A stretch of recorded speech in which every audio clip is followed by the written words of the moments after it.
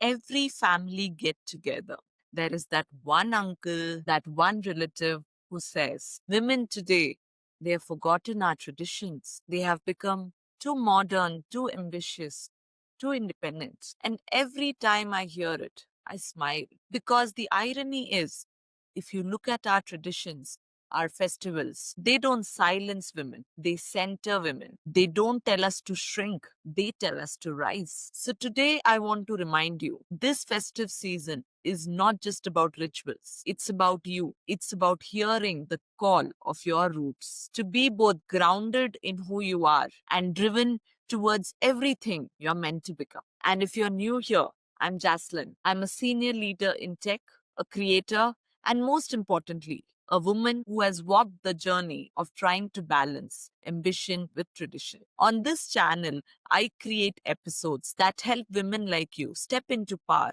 not by rejecting your roots, but by rediscovering the strength, wisdom, and abundance that's always been there. So, if you have ever felt torn between being traditional and ambitious, between being rooted and being driven, you are in the right place. You see, the problem today is not that women have forgotten tradition. The problem is that many of us have only heard of tradition through somebody else's filter. We were told that tradition means sacrifice, that if you're ambitious, you're abandoning your roots, that independence is a Western import. But have you noticed? Our roots never said that. The Indian roots gave us goddesses, prosperity, wisdom, strength, all with a woman's face. So, when someone tells you that your dreams are not traditional, pause and ask which tradition are they talking about? Because the tradition we see in Indian festivals has always honored women. This festive season, as lamps are lit and flowers are woven, here's your reminder. You are not less, you are not secondary. You don't have to choose between being ambitious or traditional. Your calling is to be both rooted and driven. Let's begin with Gowri Habba. Do you know why Gauri is worshipped before Ganesha? Because without the mother, without the feminine, nothing begins. Gauri represents Shakti, strength, resilience, energy. Creation itself waits for her blessing. This is not just a ritual, it's a mirror. It's telling every woman nothing starts without your strength. Think about your own life. How many times has a project, a home, a celebration, a relationship truly begun before you have put your energy into it? Women are the ones who truly set the stage, just like Gauri does before Ganesha. So here's your reminder this Gauri Habba, your strength is not secondary, it is the foundation. You are the one who begins things, who creates things, who gives them life. Stay rooted in that strength.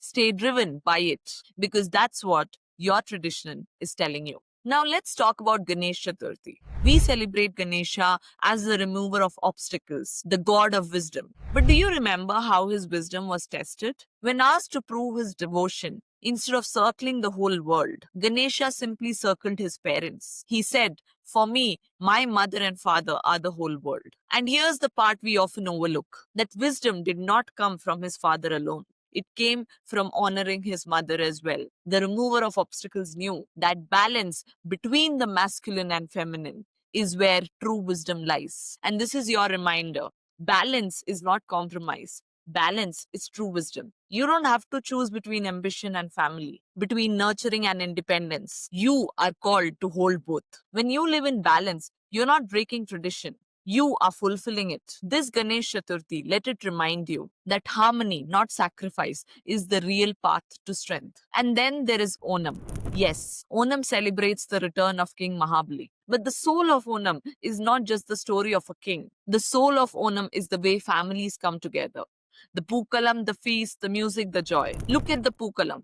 Those intricate floral designs are not just decorations. They're symbols of prosperity, harmony, and welcome. And who anchors this? The women. Onam reminds us that abundance is not just harvest from the land. It is abundance of care, of beauty, and of community, which is woven through a woman's hands. This is your reminder. Your contribution is abundance. Your presence is prosperity. Without you, prosperity is just numbers. With you, it becomes a celebration. This Onam, remember, abundance flows through you. It's not outside you. It's not given to you. It is carried in your hands, in your heart, in your spirit. So, if our festivals say all this, why do so many people still believe that tradition restricts women? Because somewhere along the way, tradition was misinterpreted. Patriarchy twisted stories for its own convenience. Colonization added a layer of control. And slowly, what was once celebrated became restriction. But here's your reminder: don't fight against your roots, reclaim them. The real tradition, the one that honored women as queens, philosophers, warriors, and goddesses. This tradition already belongs to you. So when someone says tradition means sacrifice, ask yourself, is that truly tradition or someone else's fear disguised as culture? So let's do a recap what these festivals remind us. Gowri Habba reminds us that beginnings start with us. Ganesh Chaturthi reminds us that wisdom lies in the balance of the masculine and feminine energies. And Onam reminds us that abundance flows through the feminine spirit.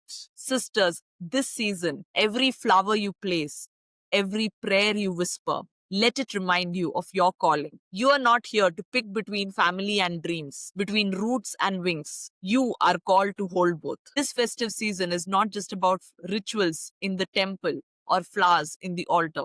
It is a call to you to rise rooted and driven, to live fully in your power, and to claim the tradition that was always yours. So, as you celebrate this season, carry Gauri's strength, Ganesha's wisdom, and Onam's abundance. Let this not just be about rituals, but about your reminder that you are equal, central, and powerful.